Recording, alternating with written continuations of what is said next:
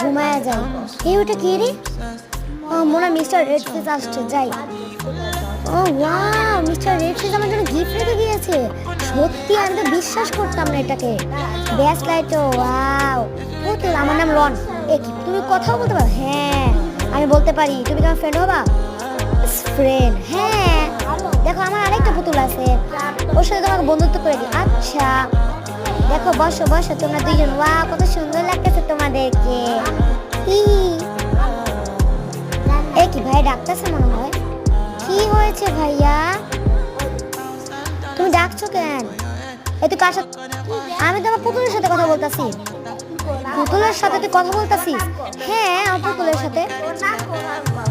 আচ্ছা শুন, তুই জাগা, আমার ডিস্টার্ব করিস না। আচ্ছা আমার পাখাটা নিয়ে যাই, গরম লাগছে। পুতুলরা তোমাদের বাতাস